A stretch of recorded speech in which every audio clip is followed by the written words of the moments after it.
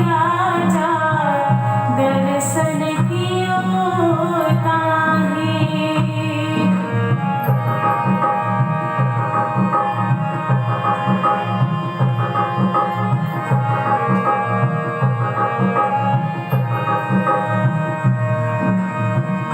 फिर दूजी बेर भेख बदल के कर शिकार को साज। फिर दूजी बेर भेख बदल के कर शिकार को साज। साथ सबों के बीच में बैठे थे श्री राज। बीच में बैठे थे श्री राज।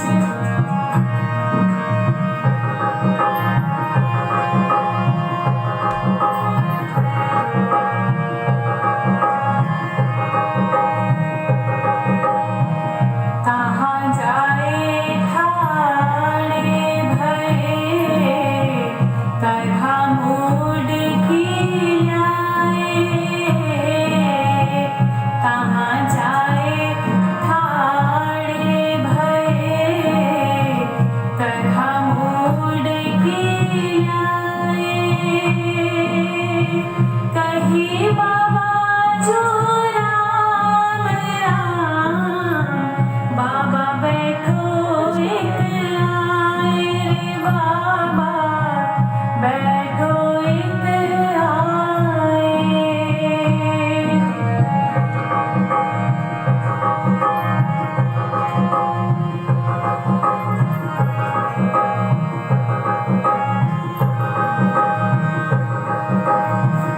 चोपड़े की हवेली में तहाँ पधराए श्री राज। चोपड़े की हवेली में तहाँ पधराए श्री राज। चले आप सुख पाले कांधे पे महाराज। साथ जी कांधे पे महाराज।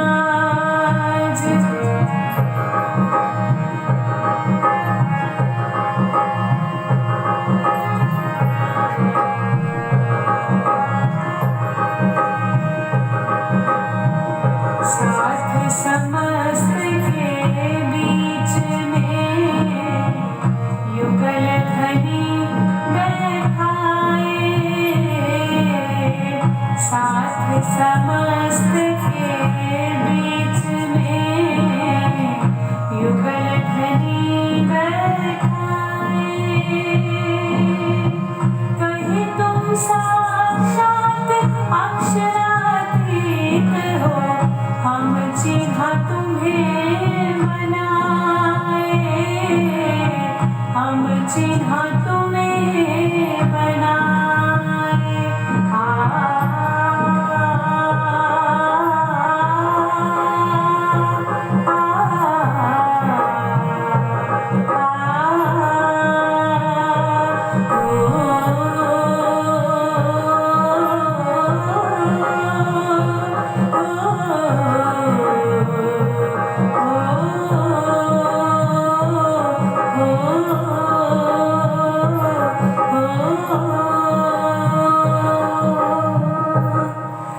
बोलो श्री प्राणनाथ प्यारे की जय। बोलो श्री निजानंद संप्रदाय सर्व सुंदर सार। तब उतरे जाए बाग में अहली हुआ पहुँचा दाए।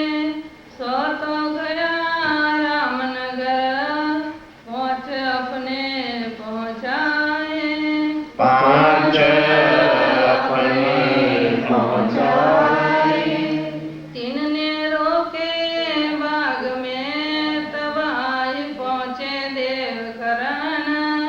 3 से बातें होने लगी, लड़े 4 पहर मोमिन।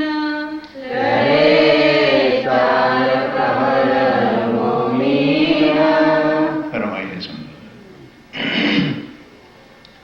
आप अक्षरी राज्य महाराज वैधाम के धनी पार ब्रह्म सच्चिदानंद स्वरूप आप स्वामी श्री प्राणनाथ जी महाराज रामनगर से जब गढ़ा स्थान का नाम है जिसको आज जब्बलपुर कहते हैं, तो वहाँ जब अभी पहुँचे थे तो वो शेख इधर के बाद कल बताया था अहदी गुलाम मोहम्मद, अब वह उसको पता चला तो वह अपने 5 आदमियों को भेजता है कि जाओ उन वैरागियों को रोक लो। उन्होंने आके जहाँ सुंदर साथ का रात्रि को पड़ाव पड़ा था, ठहरे हुए थे, वहीं आके घेरे। और मोमिन भी सुंदर साथ कोई ऐसे तो थे नहीं, 4 पहर तक लड़ाई हुई और उन्होंने 5 को पकड़ करके स्वामी जी के हवाले किया। तब स्वामी जी ने उनको बैठ के चर्चा सुनाई और सनंद ग्रंथ से अपनी पहचान कराई। पांव लगे कि जी हमसे भूल हो गई, हमें नहीं पता था। तब वो जाते हैं उधर रामनगर की तरफ। अब इधर क्या होता है, स्वामी जी की अंतिम इच्छा थी कि किसी तरह शालीमार की आत्म जागृत हो जाए। तो यहाँ लालदास जी को फिर कहा कि लालदास एक ट्राई फिर करो, जाओ दिल्ली, शायद औरंगजेब से मुलाकात हो जाए, उसको पहचान हो जाए, फिर भले आवे या ना आवे। तब लालदास जी ने कुरान को खोला और स्वामी जी के पास ले गया। ध्यान देना, तो हैरून और फैरून का प्रसंग निकला। अरब कंट्रीज के अंदर एक रिवर है, आज भी है, जिसका नाम नील रिवर है। तो वहां पर फैरून बादशाह का राज था। तो उसने क्या किया, उसका छोटा भाई जिसका नाम हैरून था, उसको मार पीट करके राज छीन लिया। ये मुसलमानों की पुरानी हिस्ट्रियां कहती हैं कि राज लेने के लिए बाप तक को भी कत्ल कर देते थे और उसको जंगलों में भेज दिया, निकाल दिया अपने वतन से। अब वो हैरून बादशाह, ध्यान दो, जंगलों में घूम रहा है। एट दैट टाइम मूसा पैगंबर पर्वत पर बैठ करके कोह-तूर पर अपनी तपस्या कर रहा था, भक्ति कर रहा था। तो उसको दर्शन हुए। तो उसने कहा तू ऐसे कर, अब ध्यान से समझना जरा, फैरून बादशाह को गर्क करना है, मारना है, ये बहुत जुल्म कर रहा है, अत्याचार कर रहा है। तो वो कहते हैं मेरे अल्लाह ताला, मूसा पैगंबर, वो बादशाह, मैं एक फकीर, तो कैसे काम चलेगा। तो बहुत उसने ट्राई की। अपने जो अनुयायी थे, शिष्य थे, जो खुदा पर, परमात्मा पर यकीन लाते थे, वो जाते थे लड़ने के लिए। उनके पास कुछ हथियार तो नहीं, वो राजा और वो फकीर के आदमी क्या करे। तब उसने फिर दुआ की कि हे मेरे अल्लाह ताला, वो एक बादशाह है, मैं एक फकीर हूं, तो किस तरह से लड़ाई हो सकती है। उसने मुझे कोई, ध्यान दो, ऐसा राजा दो जिसको तुम्हारे पर विश्वास हो। तो उन्होंने कहा देख, फैरून का भाई हैरून जंगलों में घूम रहा है, उसको जाके मिल। तो एक तो उसके साथ कुछ साथी हैं, कुछ तेरे जो है मानने वाले हो जाएंगे। तो कहने लगे फिर भी हम कम पड़ेंगे। तो मूसा की छड़ी आज भी प्रसिद्ध है। तो खुदा ने उसको एक छड़ी बख्शी और एक रुमाल बख्शिश में किया कि इस छड़ी को तू जो कुछ कहेगा, करामात की सोटी कहते हैं उसको, छड़ी, तू जो कुछ कहेगा वो ये करती रहेगी। तो रुमाल तू जिसके सिर पे डाल देगा उसको कोई मारेगा नहीं। तब हैरून बादशाह को वो मिला, मिल करके कहा तू चल मैं तेरे साथ चलता हूं। तो दरिया नील के ऊपर छड़ी को कहा पुल बन जा, समझ लग रही है ना, तो पुल बन गया। कहने लगे लड़ना ना उससे, जाके उसको बिगल बजा के चैलेंज कर देवे, कौन? हैरून। कहो हैरून निकल बाहर, अब मैं तेरे से लड़ने के लिए तैयार हूं। तो हिंकार वाला होगा, उसको बहुत गुस्सा आ जाएगा। सेना लेकर के जब वो अटैक करने के लिए आवे तो हैरून को कह देना थोड़ा थोड़ा पीछे हो जाए। तो जिस वक्त हैरून अपनी सेनाओं के साथ बिल्कुल पुल के सेंटर में आ जाए तो तू नीचे से छड़ी खींच लेना। और ऐसा ही हुआ। जब ऐसा हुआ तो सारा हैरून अपनी सेना के साथ दरिया में डूब के मर गया। अब इसको घटाओ इधर। फिर मूसा पैगंबर कौन है? स्वामी जी। हैरून कौन है? छत्रसाल जी। और हैरून कौन है? औरंगजेब। तब छत्रसाल लालदासी कहते हैं स्वामी जी बिल्कुल वही सारी चीज हो रही है, जब तक अपने को भी कोई अपना भाई परम धाम की ब्रह्म सृष्टि नहीं मिलेगी ना, फिर आपके आशीर्वाद से वो जीत जाएगा और तब जाके हैरून औरंगजेब अपने हाथ में आ सकता है। उन्होंने कहा ठीक है। अब यहां से काम बंद करके अब छत्रसाल जी की मुलाकात की तैयारी होती है। अब फिर चलिए रामनगर। वहां क्या होता है वह प्रसंग सुनिए। तब खुदा ने दिया, क्या दिया? जब कहा था सूरत सिंह सुनी, फिर खुदा ने क्या दिया? पहले सूरत से सुनी। सबसे पहले जब स्वामी जी केतकी नदी पर विराजमान थे तो चर्चा सुनने कौन आया था? सूरत सिंह आया था, जिसने ऊपर जाके अटारी के बिठा के मांगा था मेरा केस जीत जाए। अब केस तो जीत गया, उसके दिल में बहुत प्रभाव हुआ। अब वो आके चर्चा सुनता है, एक एक बात को सुनिए और ताकतम ले लेता है। अब उसको पहचान हुई, उसका फ्रेंडशिप किसके साथ था? देव करण जी के साथ। छत्रसाल जी के भाई का लड़का जिसको भतीजा कहते हैं उसका नाम देवकरण था। तो किसी कारणवश घर में 1000 बात होती है तो रसाए करके रूठ करके वो रामनगर आया हुआ था। देव जी को दिखाया। देवकरण जी सूरत सिंह की सोबत से स्वामी जी के चरणों में आए तो कहा पैगंबर। तब उसको कहा क्यों? जब उसने चर्चा सुनी, ले लिया, पता चला कि यही बुद्ध निष्कलंक अवतार है। तो एकदम कहता है स्वामी जी मेरे चाचा छत्रसाल जो है 12 वर्ष से आपकी राह देख रहे हैं, क्योंकि उनको 1728 में स्वप्न के अंदर आपने दर्शन दिया था और तुम्हारी मोहर का रुपया भी उसकी मुट्ठी में था। तब सवेरे उठ के उन्होंने हमें सबको बताया कि कोई सफेद वस्त्रों वाले विजयानंद बुद्ध निष्कलंक अवतार मुझे मिलने के लिए चल चुके हैं कहीं से। तो वो स्वामी जी कहां से चले थे? सूरत से। प्रसंग आ चुका है, हजरतें इत्तेहाज करी, लेने को का कूच किया, फतेह करी दजाल की और कूच किया दारुल बक्का जहां अपनी राजधानी बनानी थी।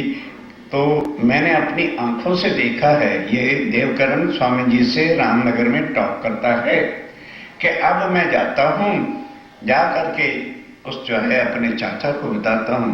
तो वो सुनते साथ ही स्वामी जी आपके स्वागत के लिए तैयार हो जाएगा।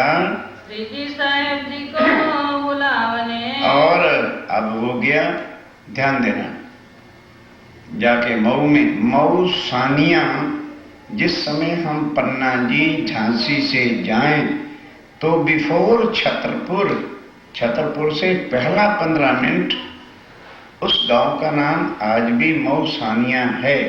और महाराजा छत्रसाल जी के राज्य के चिन्ह की सारी बातें वहां पर पढ़ी हैं। जिस तलवार से छत्रसाल जी लड़ा करते थे उसका वेट आज 35 kg है और वो भी उनको हल्की लगती थी। तो 25 kg की लोहे की पट्टी इधर बांधते थे और 25 kg की लोहे की पट्टी इधर बांधते थे।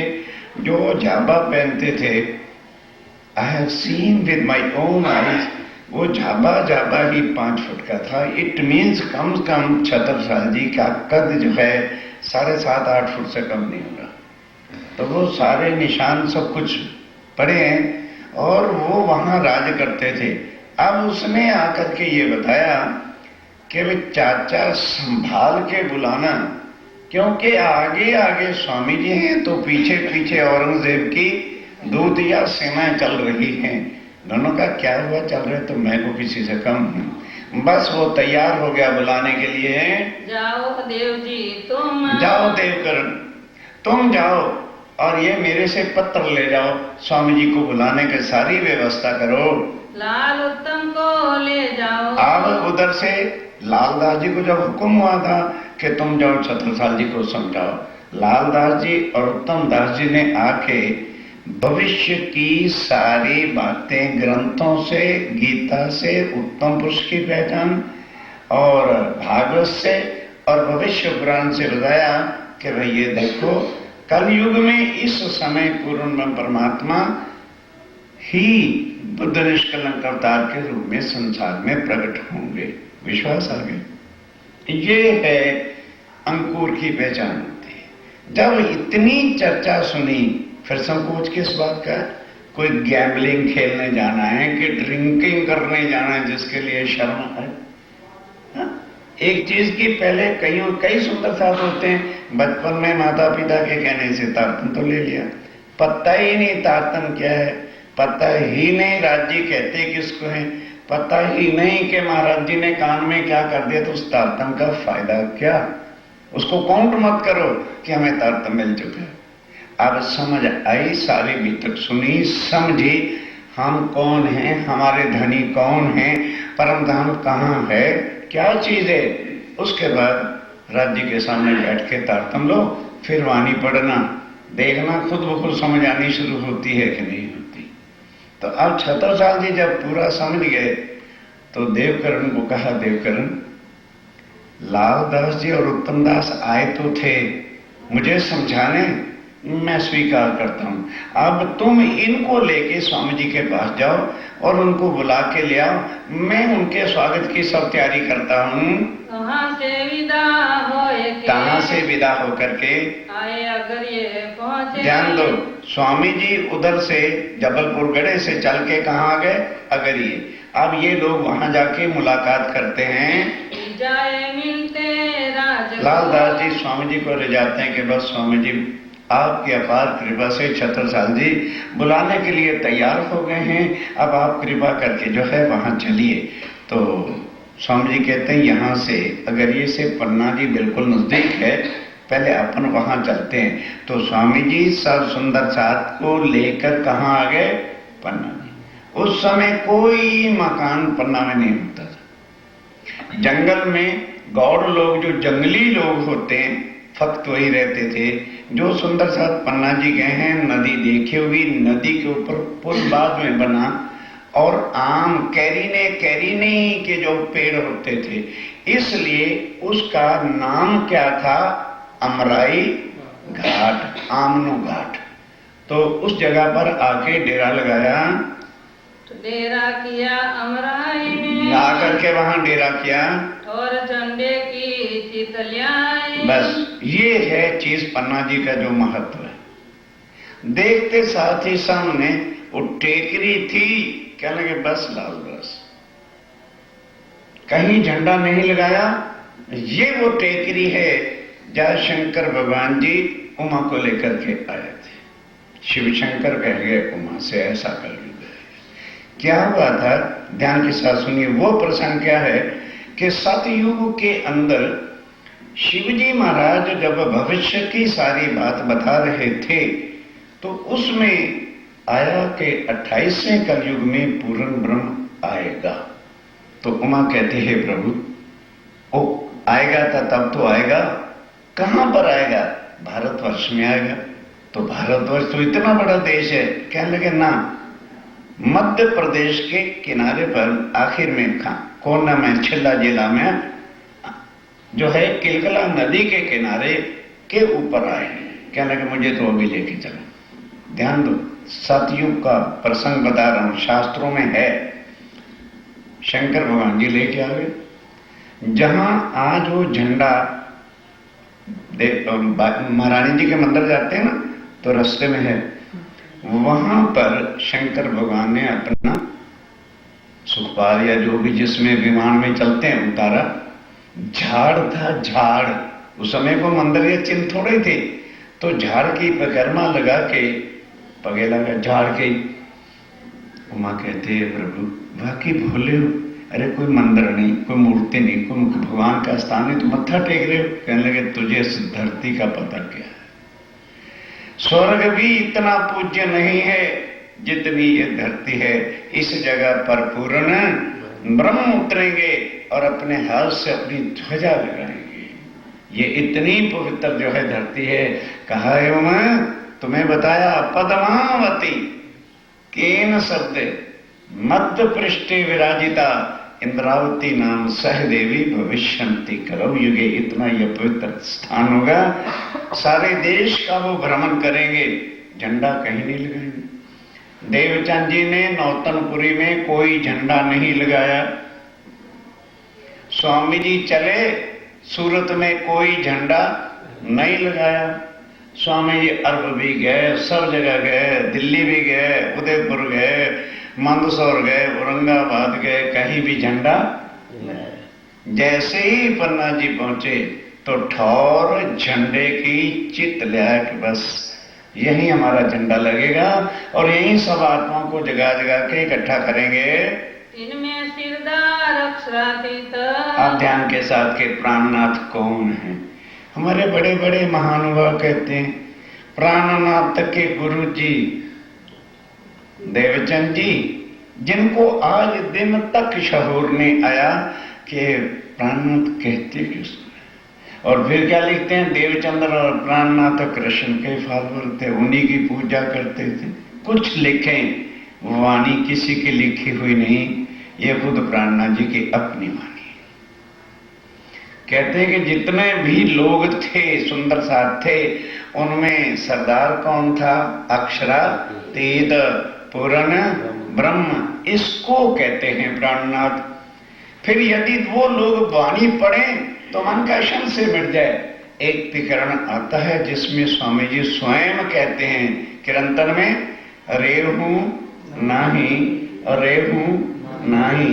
गुजराती सुंदर साथ बैठे हो, मैं नहीं हूं सिद्ध साध संतरी।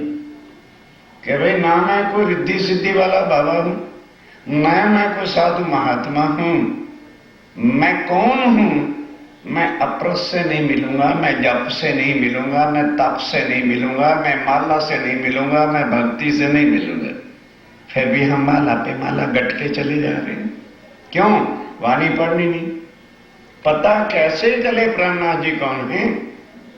अपरस से पढ़े, जप से पढ़े, तीर्थ से पढ़े, सबसे पढ़े, मैं जहां हूं सो हूं।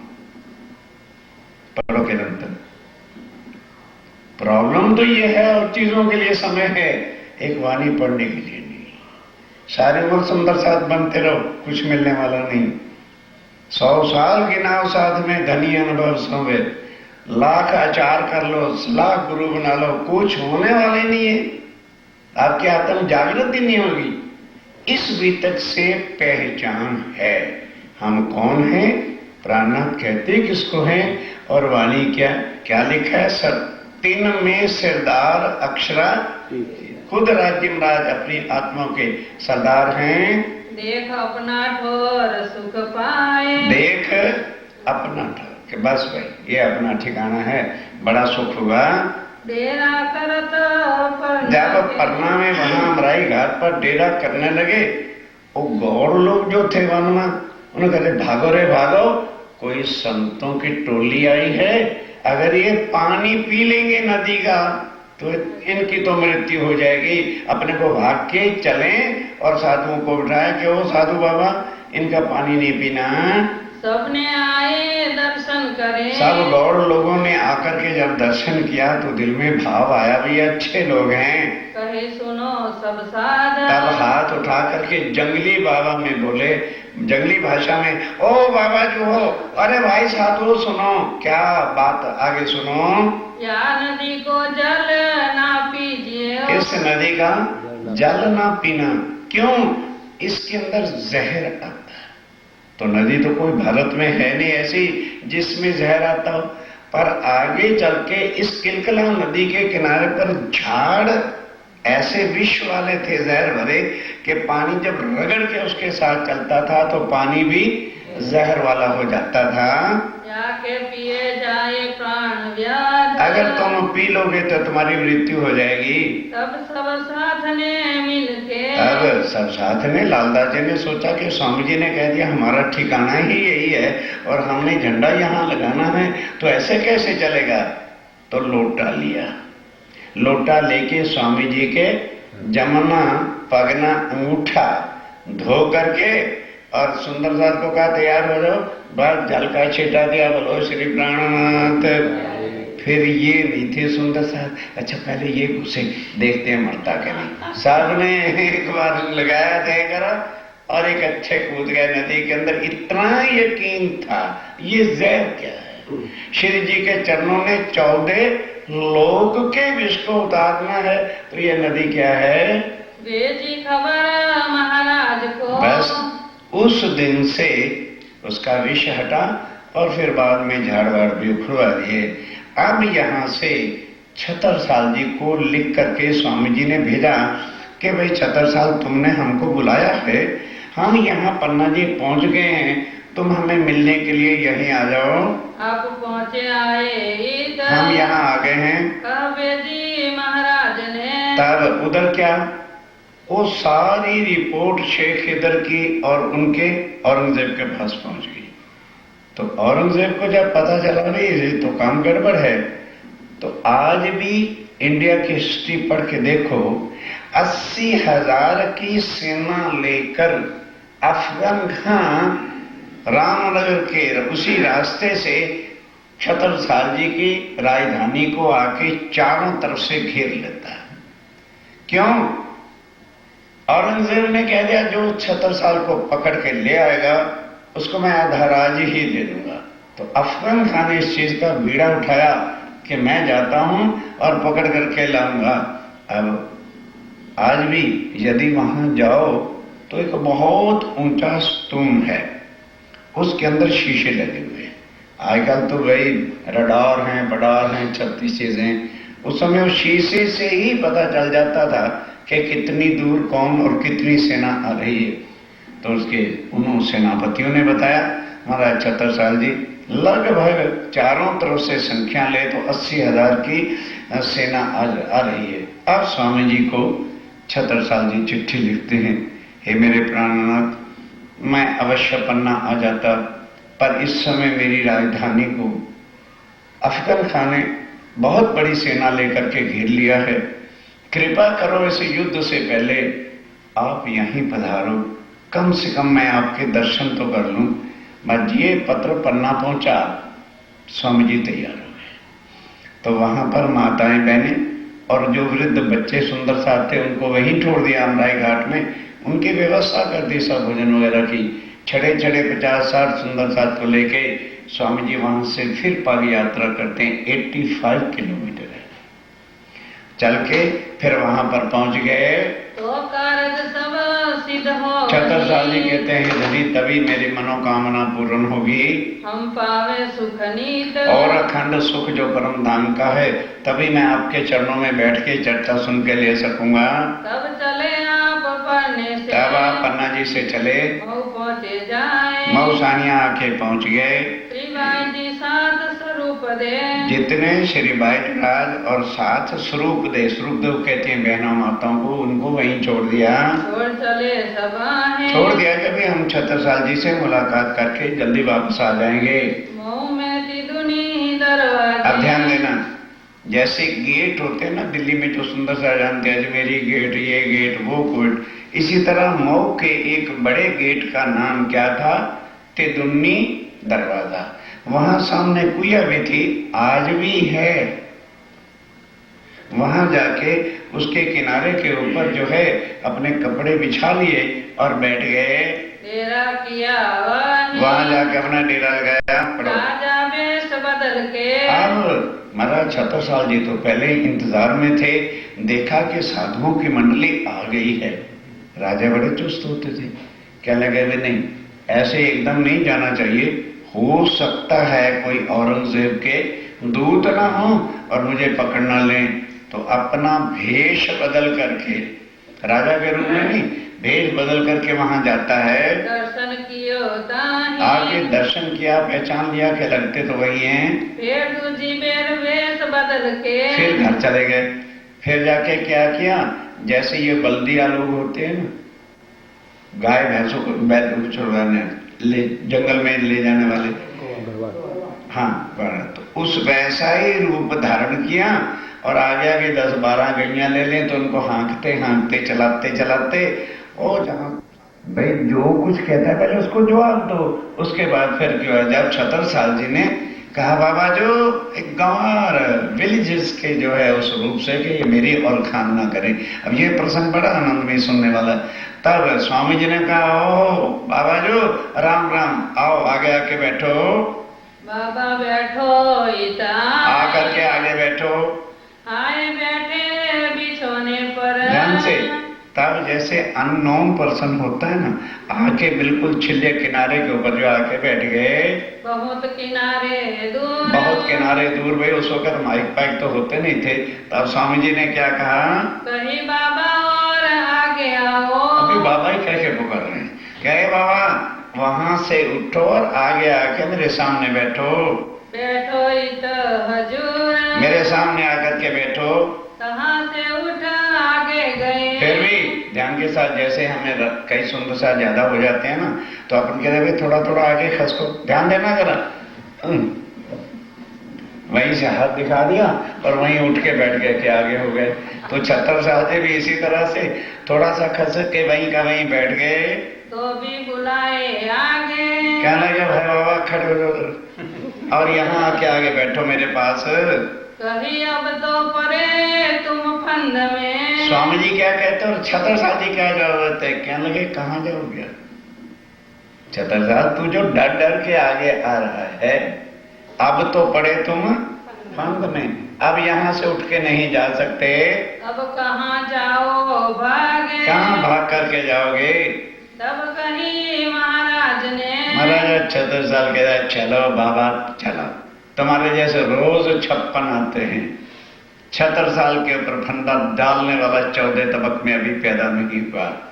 तलदेवा भी आ जाए, मैं उनके फंदे में नहीं आ सकता। हाँ, एक कोई बुद्ध जी हैं, उनका मैं चाकर होके 12 वर्ष से जी रहा हूं। तो यदि वो तेरे सामने आ जाएं तो तू पहचान कर लेगा? स्वामी जी पूछते हैं। कहने लगे हाँ, ये देखिए उनकी छाप का रुपया, मोहर का रुपया मेरे पास है। ये उन्होंने स्वयं मुझे 12 वर्ष पहले दिया था। कहने लगे अच्छा आजा आगे आजा। तब अपना जमुना पग उठाया, नीचे कपड़ा बिछा था। कहने लगे अपने हाथ से कपड़ा उठा, देख ऐसी मोहर वाले क्या और भी रुपए हैं क्या? इनकी छाप के रुपये। 76 साल जी भाई जरा स्पीड तेज रखा करो, भजन नहीं बोल रहे हो तुम। देखो स्वामी जी, उनकी छाप का रुपया भी मेरे पास है। देखो तुम हमसे। तब स्वामी जी कहते हैं आओ देखो यहाँ आके, ये हकीकत कह के। बस अब वो आया। स्वामी जी ने जमुना पर उठा लिया कि चद्दर उठा, नीचे से उठाई तो नीचे इतना ढेर लगा पड़ा था मोरू। कहने लगे घबरा नहीं, अच्छी तरह से दे।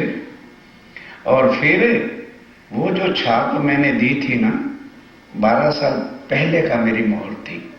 अब 12 साल पग यात्रा करते करते एज के हिसाब से कुछ तो थोड़ा बहुत चेहरे में फर्क पड़ ही गया।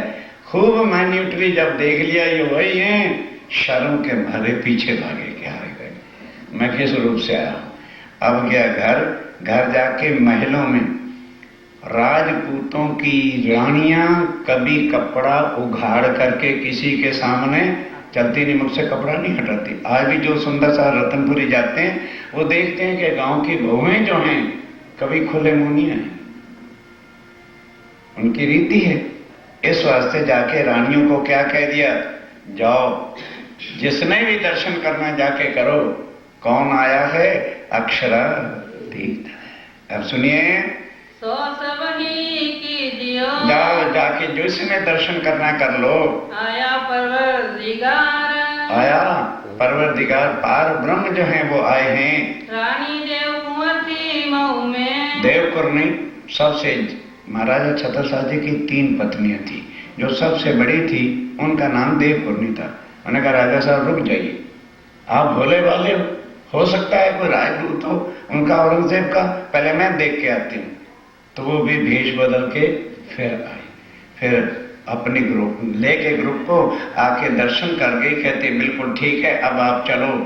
तब ध्यान देना, छत्रसाल जी अपने अंकल जो परिवार में कुटुंब में सबसे बड़े थे, उनका नाम था बाल दीवान। उसको कहा भी आप वडील हैं, चलिए चल के पूजन करके लेके आइए। और पर ध्यान देना एक एक बात, बैंड बाजा, राजा हैं, बड़े स्वागत मान शान के साथ आकर के पूजन किया और चंदन पुष्प करके अपने ले जाते हैं महलों में। वह वक्त महाराज को, उधर जो है महाराजा छत्रसाल जी का इतना संकट का समय था। अफगान खान जो है 80,000 की सेना लेकर के चारों तरफ से जो है बढ़ता चला आ रहा था। वही अस्वारी तैयार, अब उधर अस्वारी तैयार हो गई, आगे लगे चरण, आके चरणों में प्रणाम किया।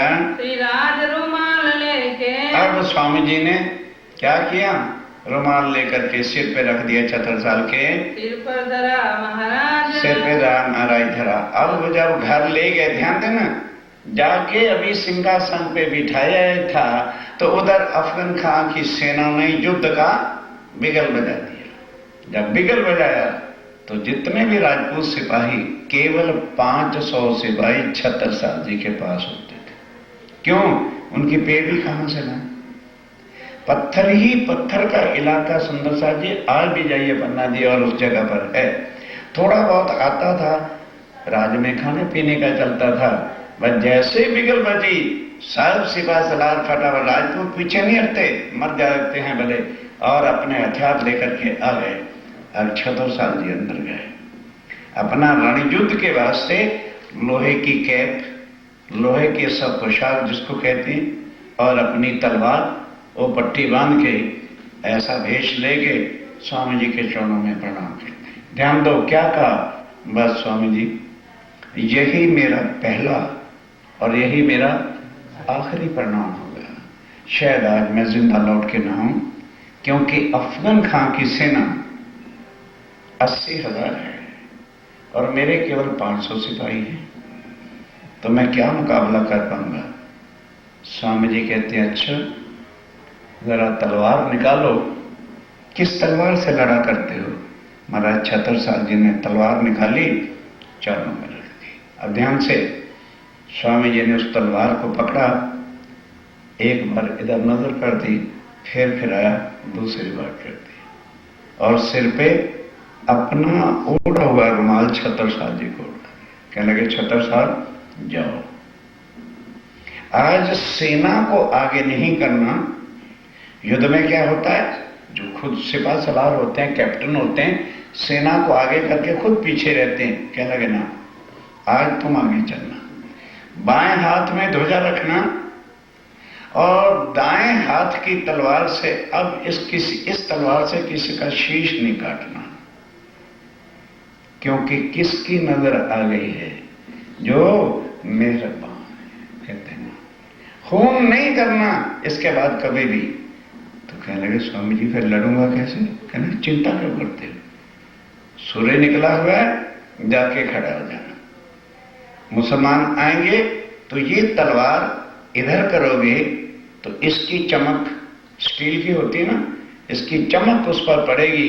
इधर वाले मुसलमान समझेंगे ये बुंदेले खड़े हैं, फिर इधर कर देना, तो इधर वाले मुसलमानों को इधर वाले क्या समझेंगे, ये बुंदेले हैं।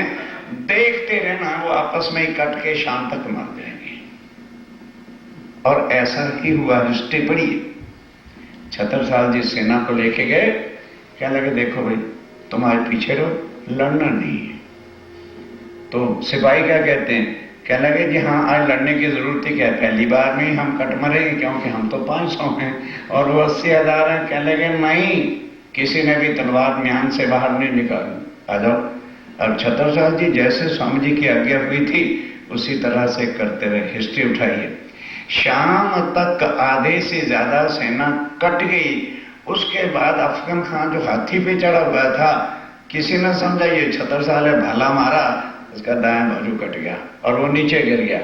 जब बड़ा सिपा सलारी की जब तो जो बची सेना थी वो भी भाग गई। अब सब सिपाहियों ने कहा भाई छत्रसाल हमने कुछ किया ही नहीं, आए तो सब कुछ स्वामी जी की कृपा है। तब छत्रसाल जी आए, आके चरणों में लगे और उसके बाद बैठ के अब चर्चा सुनेंगे तारतम्य क्या है। किसी जगह तो बीतक साहब में बता देते कि स्वामी जी ने किसी को कंठी बांधी।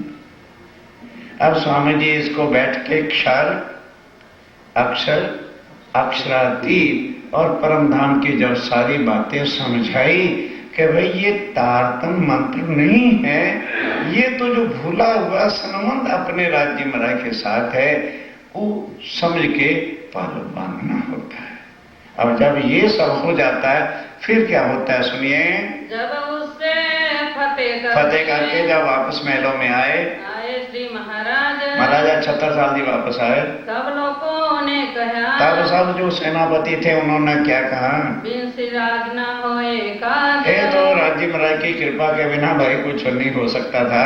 फिर श्री महाराज देखिया, फिर महाराजा छत्रसाल जी ने असुख शांति हो गई। तब बैठ के परमधाम का विराट पट देखा, चर्चा सुनी और पहचान हुई। पट जो तारतम का पट क्षर अक्षर अक्षरातीत के सारे भेद समझे, क्योंकि उसमें क्या है, निराकार के पार थे, तीन पार के भी पार। निराकार एक पुरुष और तीन पार योग माया का ब्रह्मांड, और उसके भी पार अक्षरधाम और फिर भी पार परम धाम है। अब व्यवहार छूटता मुझसे। तब छत्रसाल कहते हैं कि स्वामी जी ये रखिए राज की चाबियां, ये लो तलवार, अब मैं फक्त सुंदर साथ की सेवा करूंगा, मुझे राजा नहीं अब बनना, मैं परमधाम से राजा बनने नहीं आया। ठीक है, आपने मुझे ऐसा तन दे दिया था, जितने दिन राज हो गया, अब फकत मैं सुंदर साथ की सेवा करूंगा। सेवा जैसा कोई सुख इस दुनिया में नहीं है। जाग खड़ी आत्म, ये है आत्म का जागना। आत्म जागने का मतलब कोई परम धाम तो नहीं चली गई, पहचान हो गई कि ब्रह्म सत्य जगत मिथ्या, और मेरे धनी मुझको मेरे घर बुलाने के लिए आए हैं। मजली सेती मऊ सेती प्रणामिने, और मऊ सेती को मजली सेती पढ़ते हैं और दो तीन बार वाणी पर बैठती। मऊ से चल के अब स्वामी जी जब तारतम दे दिया तो फिर पन्ना जी आ गए। पहुंचे श्री जी साहेब, स्वामी जी ने क्या कह दिया, छत्रसाल राज मिट्टी में तो मिलाना नहीं, अपने सेनापतियों को या जो तुम्हारे वजीर हैं इनको सौंप के सारी व्यवस्था करके पीछे आ जाना, हम पन्ना जी चलते हैं। तो स्वामी जी जहाँ सुंदर साथ को छोड़ गए थे अमराई घाट, वहां पर आए पहुंचे। मजली ने पहचानिया, अब ध्यान दो, वहां तो देव करनी थी, तो दो रानियां महाराजा छत्रसाल जी की चौपड़े की हवेली में रहती थी। छत्रसाल जी ने उनको सब समझा के पत्र लिख दिया। अब मजली रानी अपने चौपड़े की हवेली से स्वामी जी के चरणों में आकर के चर्चा सुनती है, पहचान लेती है, तारतम ले लिया, सेवा करी तब वो सेवा करने लगी। क्योंकि सेवा कब होती है, जब दिल में भाव आते हैं, और भाव कब आते हैं, जब स्वरूप की पहचान। उन्होंने पहचाना, भाव आया और तारतम लेके सेवा करने लगी। और सब अंदर की और जो अंदर में और भी रहने वाली रानियां या और लोग थे रहे पीछे तीन वो भी उनके पीछे पीछे सेवा में मगन रहते हैं। जब महाराजा आए पहुँचे जब महाराजा छत्रसाल जी आके पहुंच गए सब बातों करी आगे इन सारे जो है बातें करी उनके सामने। गिरे दंडवत आए के और जब वो भी तो वही अमराई घाट ही आना था तो स्वामी जी स्नान करके नदी में वस्त्र पहन रहे थे और भोजन की तैयारी हो रही थी। उधर कनात, पर्दे को कनात ही कहते हैं, जब मैरिज पार्टी होती तो शादी कनाते नहीं कर करते वो खड़ा कर देते थे। माताओं बहनें के भोजन वहां बैठ के करते थे तो वो कनातें लगाई जा रही थी। सन्मुख साथ में पास सर्व सुंदर साथ के सन्मुख आके छत्रसाल जी ने चरणों में दंडवत प्रणाम किया। शीश धर्यो दो चरण पर शीश स्वामी जी के चरणों पे रख दिया। तीनों जगत निकास तब स्वामी जी ने कृपा दृष्टि से बस उसको जो है जगत के मुंह से तोड़ दिया। आए महाराज उत से पर ध्यान देना, जहाँ महाराजा छत्रसाल जी आए थे रसोई के वक्त रसोई का दोपहर को 11-12 बजे का समय था। स्नान कर ठाड़े स्वामी जी स्नान करके खड़े हुए थे। जी साहेब जी थी स्वामी जी वहां पर कनाते ठाड़ी करी उधर माताओं बहनों के भोजन के वास्ते पंक्तियों के लिए कनाते पर्दा, उस समय कोई कमरा मकान तो था ही नहीं अभी, तो भोजन के समय में चारों तरफ से पर्दा हो जाए वो खड़ा कर रहे थे। बैठे श्री महाराज और महाराजा छत्रसाल जी वहां बैठे। काल श्री बाई जी अब बाईजूराज तेजगोबरी अपने हाथों से थाल सजाती हैं, जो कुछ भी बना होता है ला करके शिव जी के चरणों में अरोगने में रख दिया। चार जने महाराज संग और महाराजा छत्रसाल जी के चार उनके सिपा सलार वगैरह जो राजाओं के साथ चलते हैं वो भी आए थे।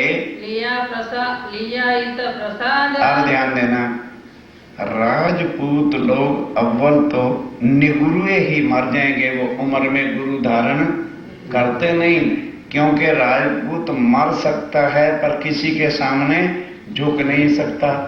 तो जब गुरु धारण करोगे तो उनके सामने प्रणाम तो पगे तो लगना पड़ेगा।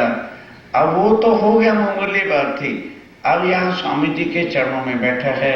स्वामी जी ने जब रोग लिया तो अपने हाथ से उसको प्रसाद दे दिया। तो कष्ट किसी को नहीं हुआ करता। जो बीच में नारद मुनि रहते हैं, प्रचार प्रसार मंत्री, इधर की इधर आग लगाने वाले, इधर से इधर घर के पट्टे बिठाने वाले, वो भागे भागे चाचा बलदीवान के पास चले गए। कहने लगे भाई चाचा गजब हो गया, सत्यानाश हो गया बड़कों का, चाहे हुआ हो चाहे ना हो वो आग लगा देगा। और बड़कों की अकल तो बिकी होती, बुढ़ापे तक खत्म हो जाता, खलास हो जाता मगज। बस अरे क्या हो गया भाई? अरे महाराज, जब महाराजा छत्रसाल जी ने गुरु धारण कर लिया तो राजपूतों का तो वंश तबाह हो गया। और चाचा चलो गुरु तक भी सीमा थी, उन्होंने तो उनका जूठा प्रसाद खा लिया, खानदान का नाश। ठीक कहते, अच्छा छत्रसाल को जरा महलों में आने दो, मैं उनसे पूछता हूँ। अब ये इधर राजी खुशी तारतम ले प्रसाद लेके चोपड़े की हवेली में गए। ईमान लिया अरश पर, ईमान लिया किस पर? शरीर पर नहीं, अर्श पर कि ये मेरे धाम के धनी हैं। ये सेवा करी याद अब जो है सेवा कैसे करते हैं? कुली दजाल का पिया। अब वो जो माया कलयुग थी कहने लगे भाई अब ये मार डालेंगे। आगे तो स्वामी जी एक थे और अब छत्रसाल दो नहीं, एक और एक लिखो, एक कितने हो जाते हैं? 11। कि अब इनका मुकाबला कौन करेगा? या बड़ा शोर। अब वो बड़ा शोर क्यों? दज्जाल किसके मन में बैठता है? जिसका ईमान कच्चा होता है, वहीं बेईमानी आकर के घुस जाती है। चाचा बलदीवान लुढ़कन दान थे, उसके दिल में बेईमानी आ गई। अब माया दज्जाल सोचती है तो निश्चय अब मुझे मार डालेंगे और परमधाम की ब्रह्म सृष्टियों को मेरे फंदे से छुड़ा के ये ले जाएंगे। इन दो से चले न मेरा जोर, इन दोनों के सामने मेरा काम नहीं चलने वाला। काहू काहू के दिल में, अब काहू काहू के दिल में, बालदीवान घर में सबसे बड़ा ज्येष्ठ था, बड़ा था, बड़का था। कलयुग आए बैठा, कलयुग आके बैठ गया। ये है कलयुग, ये है दज्जाल। तो स्वामी जी कहते हैं दज्जाल कोई हाथी घोड़े का नाम नहीं है। दज्जाल करत कछु ऐसा, सुनो, दज्जाल क्या करता है? दज्जाल करत कछु ऐसा के अंदर करे दखल, दोस्त को दुश्मन करे और फेर देवे अकल। ये अंदर बेईमानी आ जाएगी तो आज तो तुम्हारा भाव है, कल तो क्या करोगे? भाव का बदल जाना अकल का फिर जाना होता है।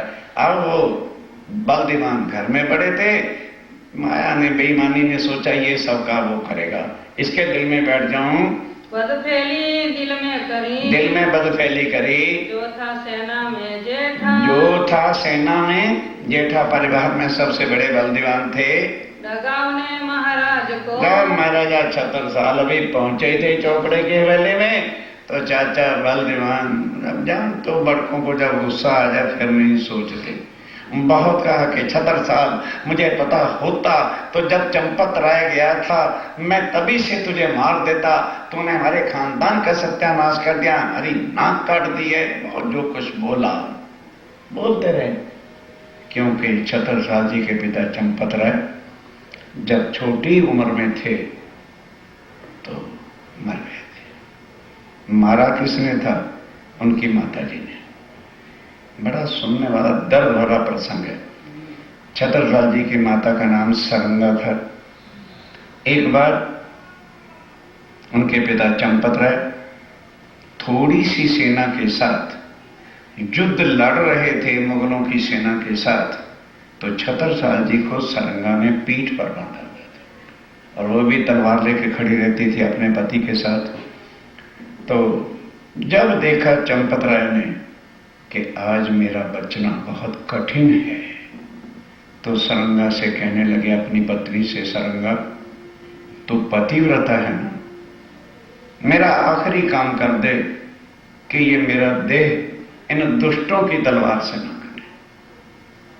मैं नहीं चाहता कि मेरा तन जो है इन कमबख्तों के हाथ आए या इनकी तलवार से मेरा सिर कटे। तू पतिव्रता है, मेरी लाज रख ले मेरी तलवार मेरी गर्दन काट दे।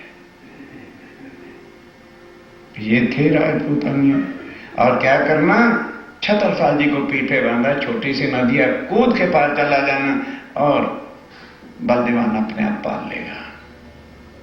कितना दिल होगा सरंगा का, तलवार लेके अपने पति का सिर काट दिया। उसके बाद बस वो दिल में जोश तो था, दुख भरा, नदी को कूदा और चली गई। अब वो छोटा से छतरसाल जी को बलदीवान ने ही पाल के बड़ा किया था।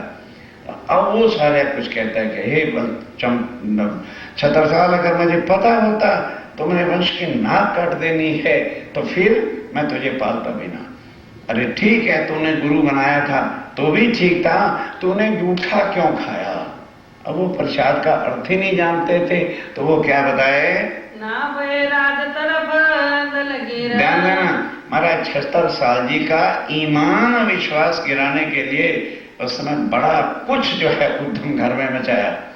जब शांति हुई, कहने लगे चाचा तेरे राजदार खानदान की चिंता हो रही है ना, ये रखा है तेरा राजपाट की चाबी, ये रखा है तेरा मुकुट, भाड़ में गया तू और साथ गया तेरा खानदान। मैं आज के बाद तेरे खानदान का आदमी नहीं, तू खानदान पाल, मैं अपने धनी की सेवा में रहूंगा, मुझे तेरा खानदान चाहिए ही नहीं। जब छतरसाल जी ने ये कहा, अच्छा बाबा अच्छा, हम तो कहते थोड़ा ही हैं, जरा डांट आगे से पड़ जाए ना फिर अच्छा जी अच्छा भी बड़ी जल्दी करते हैं। तब कह रहे बाबा जुल्म क्या कर दिया मैंने, किसी के पगे लगना क्या पाप है? और तुम्हें क्या पता वो कौन है? मैं घर लेके आऊंगा फिर मैं तुम्हें समझाऊंगा वो कौन है। और शांत हो गए, हमेशा रहे खुशहाल। और राज्य की तरफ से कभी उदासी आती ही नहीं थी छतरसाल जी को। जब एक बार पहचान लिया कि ये कौन है, फिर माया हमको गिरा दे। ये बात क्या हुई फिर ईमान की? हिम्मत पर्वत सिंह और हिम्मत और पर्वत सिंह और शाहरुख शाहरुख ये स्वामी जी के साथ बड़े सिपा सलार थे जो आए थे। उन्होंने भी जब छत्रसाल जी को देखा तो उन्होंने भी तारतम ले लिया। और नारायण दास और नारायण दास और सकत सिंह अनूप और सकत सिंह अनूप सिंह और ईमान लिया और जो भी ईमान लाए ये जो दुर्गवान ये दुर्गवान थे। जगत सिंह सुन दौड़िया और जगत सिंह ने भी जब सुना महाराजा छत्रसाल जी ने गुरु धारण किए हैं, वो भी आके चट्टा सुन के तारतम लेता है। संवत 1740 अब आ गया संवत 1740। ये मिलाप होता है। अब क्या होता है? पधारे पन्ना में पधारे सेवा श्री महाराजे करी। अब महाराजा छत्रसाल कैसी सेवा करते हैं और सेवा कहते किसको हैं वो अब सुनो। जो कहूँ इन जुबा से जो अब स्वयं स्वामी जी कहते हैं काहू करी न करसी। स्वामी जी कहते हैं कि जैसी सेवा छत्रसाल जी ने की, जब से ये सृष्टि बनी है ना किसी ने की है और ना ही कोई उनके समान कर सकेगा। ये जब को उपजो इंद्र जब से ये ब्रह्मांड बना है सबकी सेवा शास्त्रों में सबकी सेवा शास्त्रों में लिखी है। शिव जी महाराज ने अपने गुरु समर्थ रामदास जी की सेवा की। एकलव्य एक द्रोणाचार्य का शिष्य था, उसने अंगूठा अर्पण करके की। राम भगवान ने वशिष्ठ के सामने हीरे जवाहरात के थाल रखे। कहते हैं सबकी सेवा गुरु की जिस जिसने भी की, हाँ उनका सब शास्त्रों में लिखा है। और छत्रसाल जी की भी सेवा तुलना कर लेना। जैसे जिन पगले भरे अब जिसने जैसे जैसे ईमान लिया वैसे वैसे तो उसने सेवा की है। जैसा है लिखा तीन वैसा ही शास्त्रों में लिखा है। इन हिसाब कर देखिए इसका हिसाब तुम खुद कर लेना। खास गिरो मोमिन जो खास परम धाम की आत्म है वो क्या पहचान के सेवा करता है, और दुनिया वाले तो गुरु शिष्य के हिसाब से सेवा करते हैं। चौपड़े की हवेली में अब महाराजा छत्रसाल जी का परिवार कहाँ रहता था? चौपड़े की हवेली में छुप के रहता था। क्यों भाई? थोड़ी सी सेना होती थी और मुगल हरकत फिरते रहते थे पकड़ने के वास्ते। इस वास्ते चौपड़े की हवेली में उनका असल परिवार और घर था। कहाँ पधराए श्री अब अपने राम घर तो ले ही जाना था, तो कैसे पधराया? न्योता नहीं दिया कि स्वामी जी चलो मेरे साथ घोड़े पे चढ़ के, ना सुखपाल बनाया, जिसको हम डोली कहते हैं। और ब्याही लड़की को डोली में बिठा के विदा करते ना, वैसा सुखपाल सजाया। और नौकर भी थे, वजीर भी थे ना। 2 बांस होते हैं ना, तो 4 जने उठाते हैं। एक तरफ महाराजा छत्रसाल जी खुद लगे और बाकी 3 तरफ तीनों ठाकुरायन रानियों को लगाया। चले आप सुखपाल ले और खुद सुखपाल कंधे पे उठा के मराई घाट ले आए। युगल स्वरूप को बिठाया, स्वामी जी को और महारानी जी को, तेईकुर जी को बिठा के कंधों पर उठा के कम से कम 3-4 किलोमीटर अवश्य दूरी है उस पुलिया से और चौपड़े की हवेली तक। सुखपाल दरी जाए द्वार में। आप समझने की बात है, सुखपाल जब महाराजा छत्रसाल जी ले गए तो जितने वजीर थे, जनता थी, सब बड़े सब उनके साथ चल रहे थे। और बाहर पीपल है ना, चौपड़े के बाहर मंदिर दरवाजे पर, वहां जाके सुखपाल को रखा। उछरंग होए और महाराजा छत्रसाल इतने मगन हो गए कि मेरा जीवन सफल हो गया। वो अपनी खुशी में गर्व थे कि इतने में क्या हो गया। स्वामी जी ने सुखपाल से बाहर निकलना था तो रखा पाव नीचे। अब मछली रानी सोचती अब करूं तो क्या करूं? अगर घर से पावड़ा लेने जाती हूं तो स्वामी जी तो अंदर चले जाएंगे। तो फिर क्या किया, ध्यान दो, आज भी नोट करना। जो आज इधर का तो खैर छोड़ ही दो, इंडिया में जो राजपूत लोग हैं उनकी जो वाइफ होती हैं, एक कपड़ा से केवल साड़ी नहीं ओढ़ती, साड़ी ओढ़ेगी पूरा मत्थे तक, उसके ऊपर फिर एक चादर बड़ी ओढ़ती है, फिर उसके बाद जो सुहाग वाली उनकी चुनरिया होती है वो ओढ़ती हैं, फिर एक ऊपर लाल दुपट्टा ओढ़ती है। तब उसने कहा क्या चिंता की बात है, चादर को अच्छी तरह से ऐसे लपेट लिया कि नक्शे से तक कोई नजर ही ना आए और अपनी साड़ी को खोल दिया। और खोल करके जो है चरणों में पावड़े के लिए बिछा दिया। यो पावड़ो साड़ी को, साड़ी का पावड़ा किया, प्रेम दिल में दिल में प्रेम लेके, भाव लेकर कि हाय मेरे राज्य महाराज पग नीचे रखेंगे। अच्छा, अब अंदर जाती है लेने में, इतनी देर में तो स्वामी जी अंदर चले जाते। तब महाराज ये कही, तब एकदम महाराजा छत्रसाल संभल गए, कहने लगे महारानी इसमें कोई शक नहीं कि भी तेरी भी आत्म के धनी है और मेरी भी आत्म के धनी है, पर संसार में मैं तेरा पति हूं। मेरी लाज के वास्ते तू साड़ी उठा ले और मैं अपनी पाग बिछाऊंगा। क्या कहे बिछा? अब कहते हैं रानी जिस समय मैं भी मर्द पुरुष का रूप होता। अच्छा, कोई बात नहीं। अब बाहर से जिन्होंने बनना, देखो बहुत दूर है अंदर सिंहासन, अब पाग कोई 20 गज की तो होती नहीं थी, जितनी पाग थी वो बिछा दी। फिर भी जहां सिंहासन था और उसके बीच में जगह बच गई।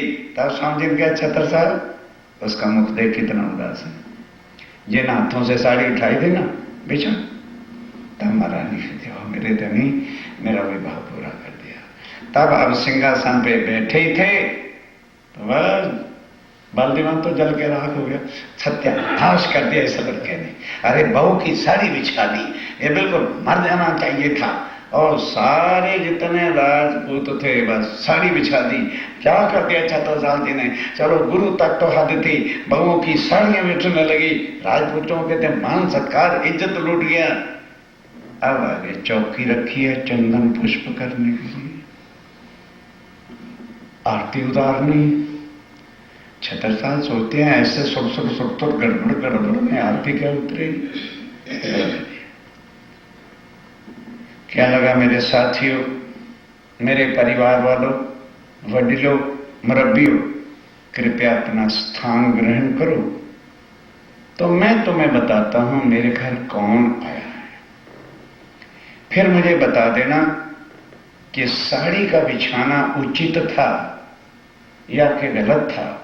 पहले सुनो, हम रोज बोल लेते हैं ना पूर्ण ब्रह्म, ये स्वामी जी की चौपैया नहीं है, ये छत्रसाल जी ने बोली थी कि मेरे घर मेरा गुरु नहीं आया, क्योंकि ना ये गुरु है और ना मैं चेला हूं।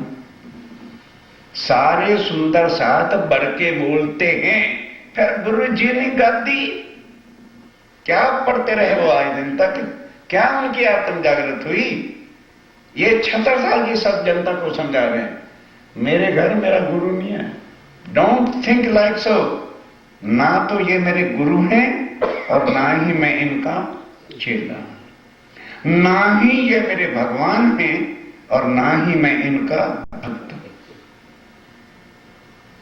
ना ही ये कोई ब्रह्म है, ना कोई ब्रह्म की भक्ति करने वाला है।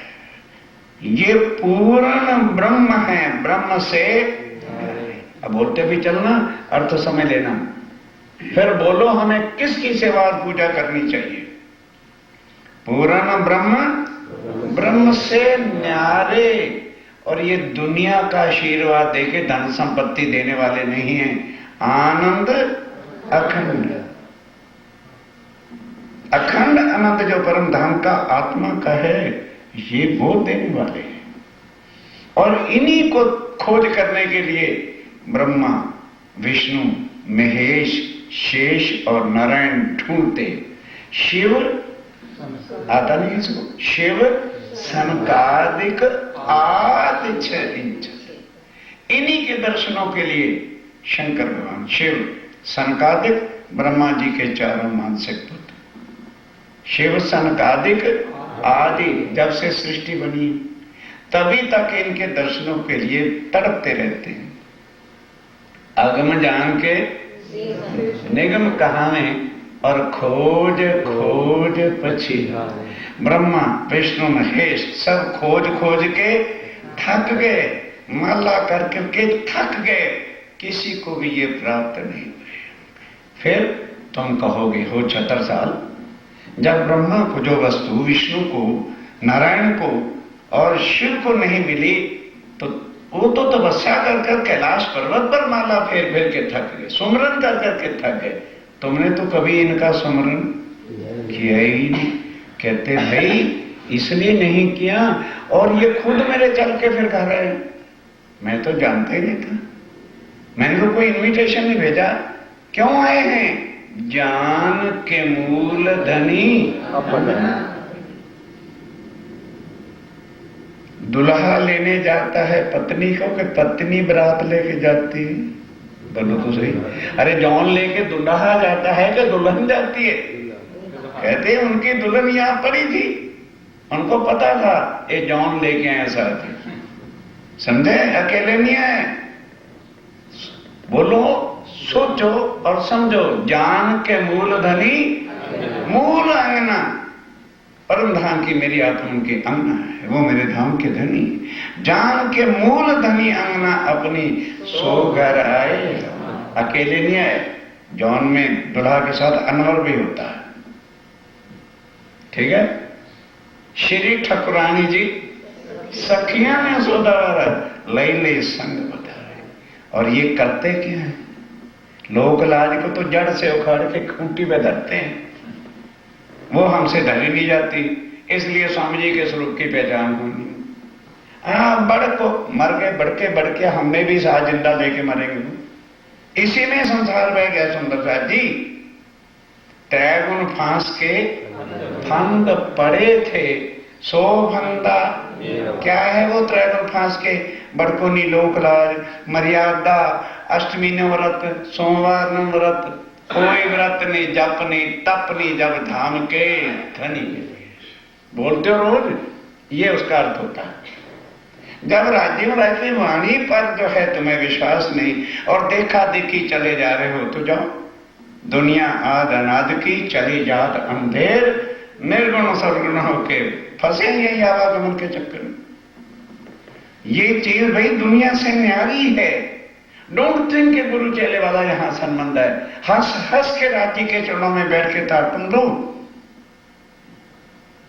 जहां सुधी पालव नहीं बांधोगे, राज्य के सुख में किस तरह से प्राप्त करोगे तुम?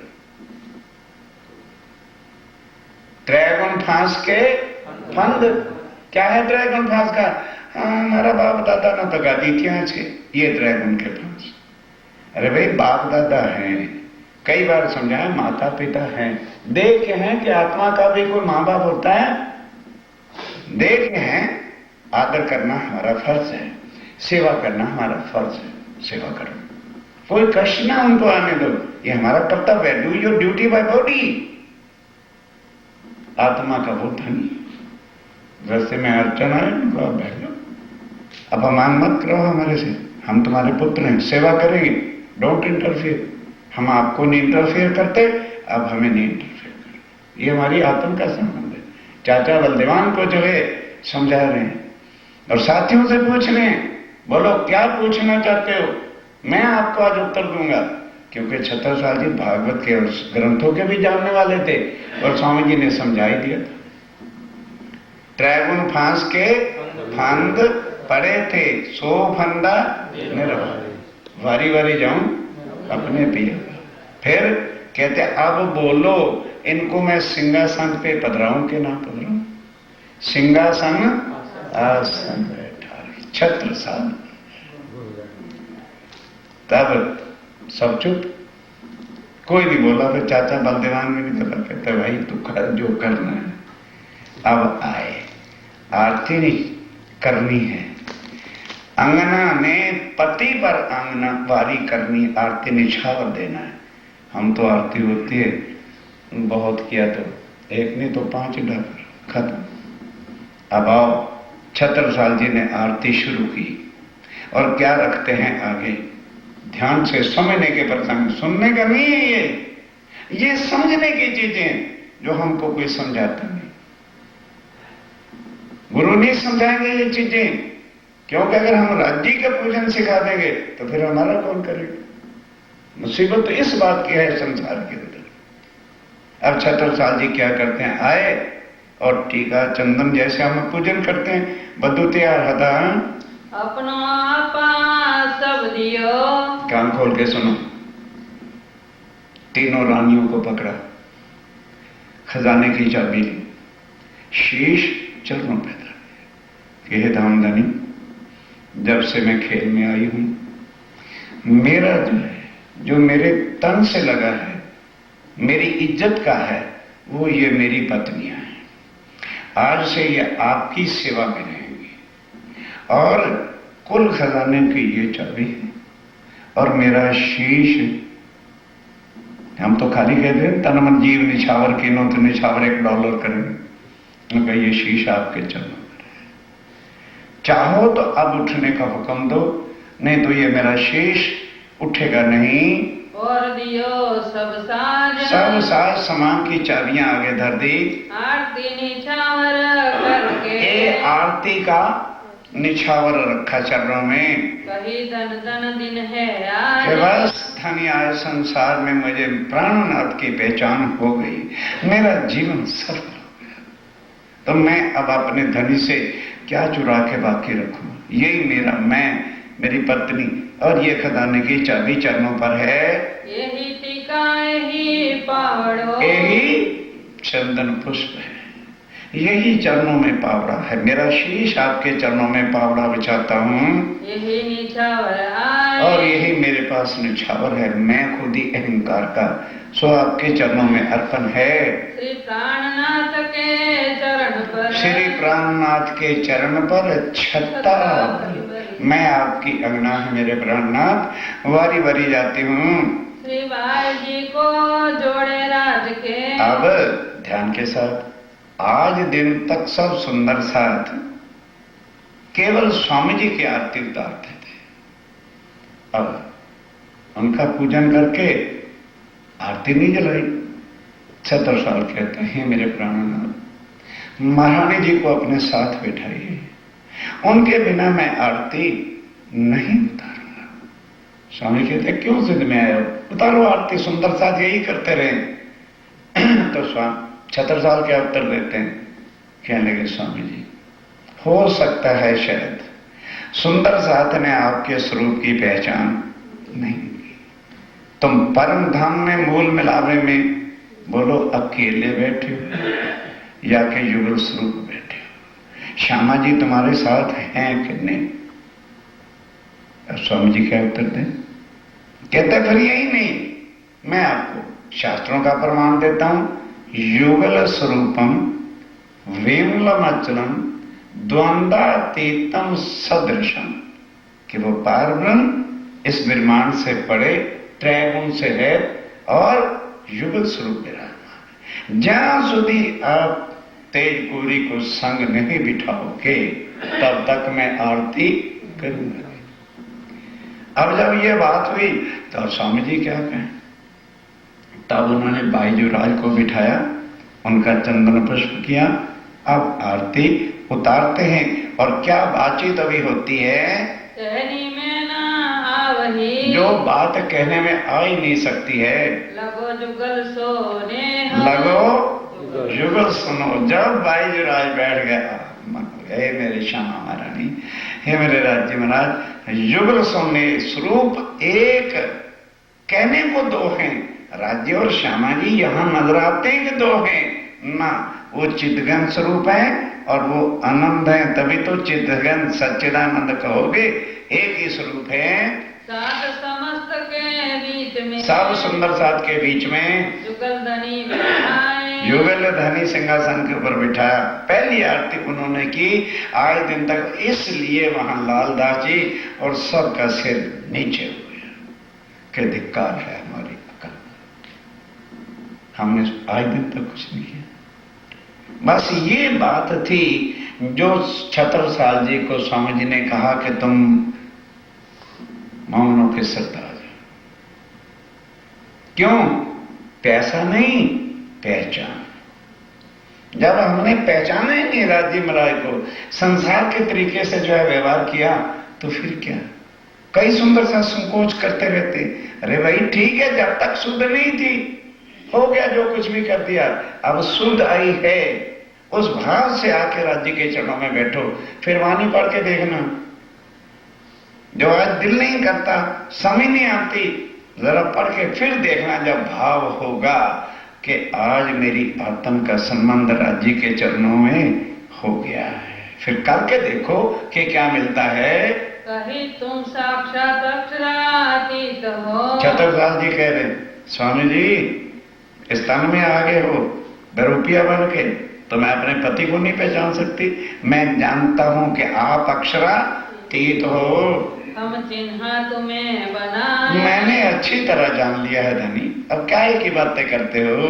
श्री ठाकुरानी जी सात संग ले। श्री ठाकुरानी जी, श्यामा जी और सब सुंदर साथ को लेकर के पधारे मेरे घर। और क्या कह दिया स्वामी जी, ये भी बता देता हूँ, श्री ठाकुरानी जी संग ले पधारे मेरे घर। धनी बिना तुम्हें और जो देखे सो मिसल नहीं माता। यदि कोई स्वामी जी आपको कहता ना प्रभु प्राणनाथ कोरा जीव है, जो कहता है महाप्रभु प्राणनाथ जी ईश्वरी सृष्टि है, जो परम धाम की ब्रह्म सृष्टि है, वो आपको प्रभु और महाप्रभु नहीं कहेंगे, वो धाम का धनी ही कह के पुकारेंगे। अब तो कछु ना हमारो। बस हे धनी, जब शीश आपके चरणों पे रख दिया तो अब मेरा कुछ नहीं, ना मेरे बस की बात है। आप आ रहे हो ना आप बस। ये जो मेरा मैं पना था वो भी जब आपके चरणों में रख दिया तो बस इससे ज्यादा मैं क्या दे सकता हूँ। करो जानो सो बख्शीश। अब शीश मैंने आपके चरणों में रख दिया, अब आगे जो आप बख्शिश करो सो मैं वही करूंगा। तब बोले श्री राज जी। अर्जुन, कौन बोला? आप स्वामी जी क्या बोलते हैं? देखे राणा पातशाह सब। कि बस छत्रसाल, बड़े बड़े राणा, बड़े बड़े राजाओं से मेरा संबंध हुआ और सारा सहत भी मुझे पता है। पर जो कछु करनी अंकुर की। ध्यान के साथ, बड़े बड़े राजाओं ने अपने गुरुओं की पूजा की है, पर जो करनी अंकुर की, जो परम धाम की ब्रह्म शक्ति है, वो कभी गुरु भाव से चलेगी नहीं, वो हमेशा धाम धनी राज्य राय के भाव से चलेगी। स्वहित देखी हम सब। केवल छत्रसाल वो सारा अंकुर की जो पहचान लक्षण है वो मैंने तेरे अंदर देखी। क्यों? लोक लाज उतार के रख दी, मर्यादा उतार के रख दी, रानी की साड़ी बिछा दी और अब सर्वस्व ला के चरणों में रख दिया। ये अंकुर ब्रह्म सृष्टि के बिना कोई नहीं करेगा। तभी तो आज हम बोलते हैं तन मन जीव निछाव।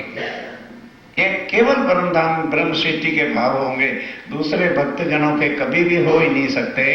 आगे साध संतों ने। आगे बड़े बड़े साधुओं ने, संतों ने कहो गुरु शिष्य को धर्म। और गुरु शिष्य का धर्म बड़ा देखा है कि गुरु देवो भव, सेवाएं की, अर्पण किया, धन दिया है, हीरे जवाहरातों के थाल भर के गुरु वशिष्ठ को राम भगवान ने दिए और शिवाजी महाराज ने भी जो है बड़े अपने समर्थ गुरु रामदास की सेवा की। पर ये सेवा नहीं, ये अर्पण होना है। तो अब यहाँ भयो। सब यहाँ ठंडे हो गए। हे छत्रसाल, जिस भाव से तूने सेवा अर्पण की है कोई तेरी तुलना आ ही नहीं सकता। जो सबको भरम। सबके जो भ्रम थे, मैंने अपने गुरु महाराज जी को ये दिया, मैंने अपने गुरु महाराज को इतना पगे लागा, सबके भ्रम ठंडे आज हो गए। पहले दाता हम भये। स्वामी जी के छत्रसाल कहते हैं धनी, पहले तो मैंने आपके चरणों पर शीश रखा है। गुरु को दिनों शीश। क्या दिया है आपको? शीश दिया। अपने शीश आपके चरणों पर रख दिया है। पीछे दाता गुरु भये। अब पीछे जैसा गुरु होगा वैसा ही तो देगा। संसार का गुरु होता सुखी भव, आयुष्मान भव, यही तो देता। बहुत होता तो लड़की को नहीं देता, पुत्रवत भव, और क्या देता। और स्वामी जी क्या देते हैं? अब ध्यान से सुनना, वो संसारक नहीं आशीर्वाद देते। कह लगे छत्रसाल, अब मैं आपका पूजन करता हूं। कई सुंदर साथ पूछते हैं, सरकार ने न्याय आडंबर रचा रखा है, पूजन करते हैं। स्वामी जी छत्रसाल जी का पूजन करते हैं। हम वाणी के अनुसार चलते हैं सुंदर साथ जी। मैं किसी की देखा देख नहीं करता, जो वाणी आज्ञा देती है वही हम करते हैं। स्वामी जी और चंदन टीका लेके और छत्रसाल जी का पूजन कि छत्रसाल तूने ये दिया, जा आज से जहां जहां तो लड़ने के लिए जाएगा कोई भी राजा संसार का तेरे सामने टिक नहीं पाएगा। और मुझको राज्य ने हुक्म की शक्ति दे रखी है, वो आज परम धाम का हुक्म भी मैं तुम्हें सौंपता। अब जो तू कहेगा वो मैं करूं। है कोई गुरु ऐसा? अब वहां भाई छत्रसाल जी कहते हैं, पीछे दाता सतगुरु है जो सब कुछ कियो, मुझे संसार का भी वो बना दिया, परम धाम का भी हुक्म मेरे हाथ दे दिया। और कहा कि छत्ता, आगे छत्ता छत्ता कहते थे, आज से तू छत्ता नहीं है, तू छत्र साल रहेगा। बस बोलो श्री प्राणनाथ। अब जितने भी लोग थे, बस महाराजा छत्रसाल जी की जय, महाराजा छत्रसाल जी की जय, सब बधाइयां जयकारे होने लगे। हाँ साखी पढ़ो ना, बीतेगा। आप ध्यान से थोड़ा थोड़ा पढ़ो, समझाना है कि लाइन काटनी है। अब कहा कि ए दुनिया वालों, गुरु नानक देव स्वामी जी से 250 वर्ष पहले हुए, उन्होंने कहा था, ए दुनिया वालों, पार ब्रह्मक्षातीत दुनिया में आने वाले हैं कब?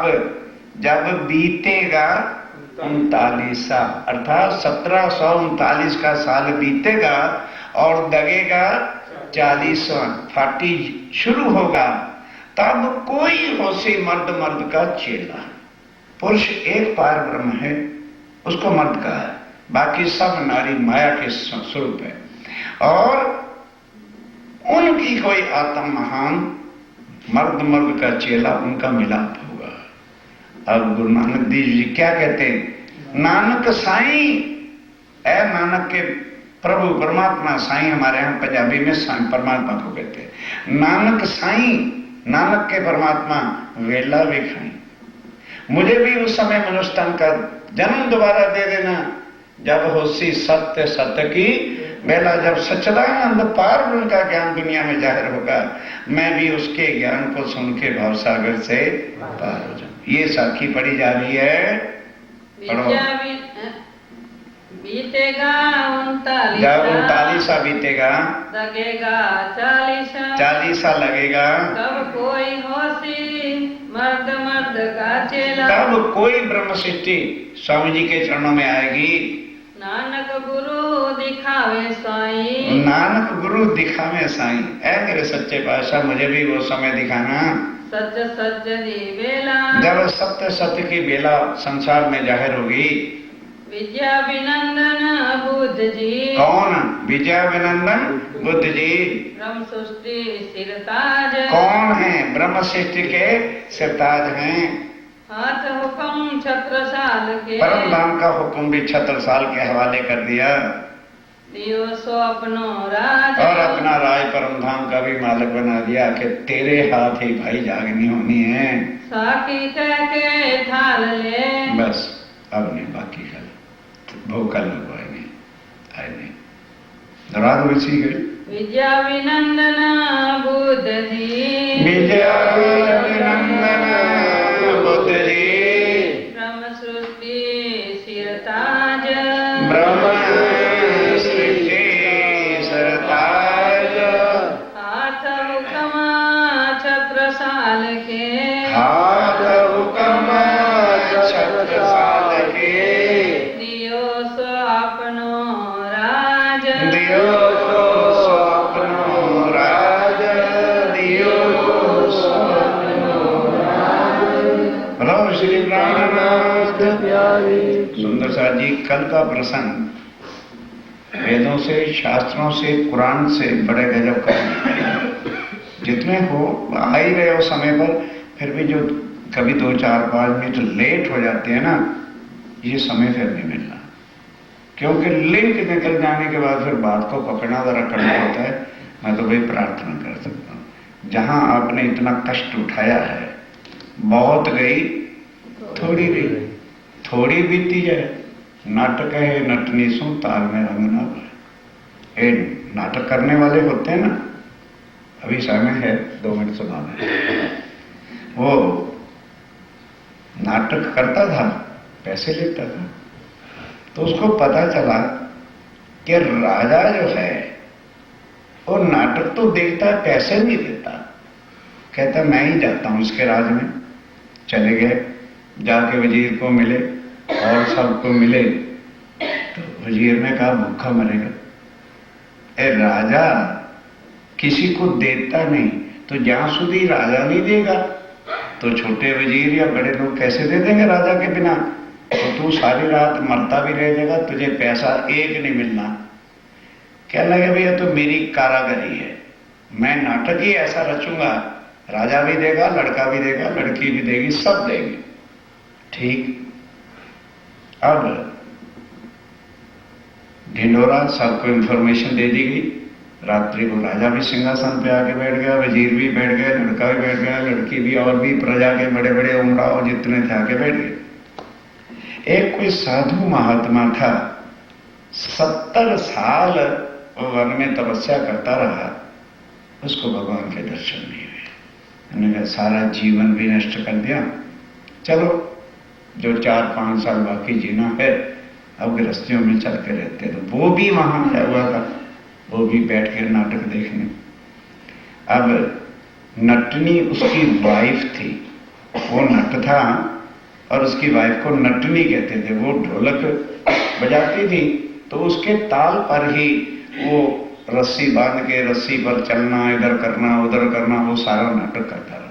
एक से एक कलाएं नटनी धड़ ऐसे बजाती जाती है। वो बेचारा कई प्रकार के नाच दिखाता है, करता है। सारी रात बीत गई, 3 बज गए। बाकी तो भूखा मरना पड़ेगा, सारी रात हो गई है, कोई भी नहीं देने के लिए तैयार। तो उसकी वाइफ का डिसहार्टेड हो गई, हड्डियां भी तोड़ रहे हैं, क्या मिलना है। तो ताल को गड़बड़ करके करने लगी। तो नट बोलता है, ओ भाग्यवान, बहुत गई रात, सारी तो बीत गई है, थोड़ी नहीं, 1-2 कलाक की बात है। बहुत गई, थोड़ी रही, थोड़ी भी बीती जाए। नट कहे नटनी को ताल में भंग ना पाए। भाई जब अपना सारा कुछ कर ही दिया है तो अब ताल को क्यों गड़बड़ करती है? तू ताल को गड़बड़ करेगी, मैं पड़ी जाऊंगा नीचे, तेरी ताल पर मैंने नाच करना है। तो ये बात सुन के वो जो साधु था उन्होंने कहा ओहो लानत है मेरे, अरे 70 साल मैंने वन में काट दिए, तो 2-4 साल तो बाकी थे जीने में, है? तो मैं अपने ताल में भांग के तो मैं तो जंगल में चलता हूं।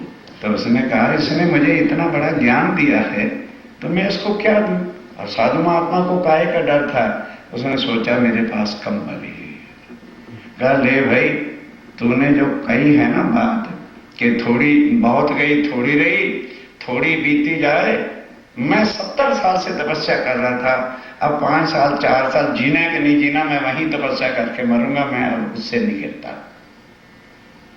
दे दिया। अब राजा की लड़की जिसकी 40 ईयर एज हो चुकी थी, राजा शादी नहीं करता था, भी शादी करूंगा तो पैसा लगेगा, इतना कंजूस था। तो उसके हाथ में डायमंड के 2 चूड़ी पहनी हुई थी, उसने उतारी और उसको दे दी नट को। और राजा को गुस्सा चढ़ा, कहता क्या बात है? भाई बात कह ही रहा था, तो जो लड़का था उसने डायमंड की रिंग उतार के दे दी। मैं कह रुक जाओ भाई, क्या भाई तुमने हराम का माल समझा है? क्या राजा 40 साल की आयु हो गई है, लड़की कहती तुमने मेरी शादी नहीं करनी ना की है, तो मेरा लव वजीर के लड़के से हो चुका है और मैंने आज ही रात को भाग के चले जाना था। ये ऐसे बाप को राज को क्या करें? पर इसने सिखापन दे दिया है कि तेरा बाप मरने वाला है, उसकी आयु बहुत गई, थोड़ी सी रह गई है, क्यों तेरे नाम पर कलंक लगाऊं? तू मर जाएगा तो फिर मैं शादी कर लूं, फिर मेरा हस्बैंड वो वजीर का लड़का है। अच्छा, लड़के से पूछा भी तू क्या हो गया? कहने लगे ये बात ये है, सच्ची या पूछना है, मेरी आयु 50 साल की हो गई, ना तुम मरते हो ना मुझे कोई राज्य सिंहासन देता है। हाँ? तो मैंने वजीर के साथ आज गांठ सांठ कर ली थी कि आज रात को राजा को कत्ल कर दो। तो इसने शिक्षा दे दी है कि भी राजा तेरा पिता मरने ही वाला है, थोड़ा सा सब्र और कर ले, बहुत बीत गई है।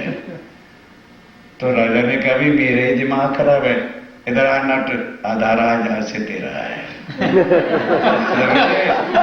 तो भाई सुंदर साथ जी, इतने दिन बीत गए, एक वीक की बात बहुत गई, रंग में ढंग ना डालो, समय बढ़ाओ, राज्य की वाणी का लाभ ले लो। पिया तुम हो कैसे कि जियो मैं अर्ज करूं मेरे पीर जी, हम जैसी तुम जिन करो मेरा तलप तलप जाए जीव जी। जीना तो जीवे नहीं क्यों मीठे दिल की प्यास जी, तुम बिना किधर से कहूँ पिया, तुम हो मेरी आस जी। आस पिरानी तो करो पिया, जो कोई दूसरा होए जी। सब विधवाला जी सब रख दिन जात रोए रोए जी। जन्म ही जो मैं होती सो क्यों देखूनी के कार जी। जब तुम आप दिखाओगे तब देखूंगी नैनो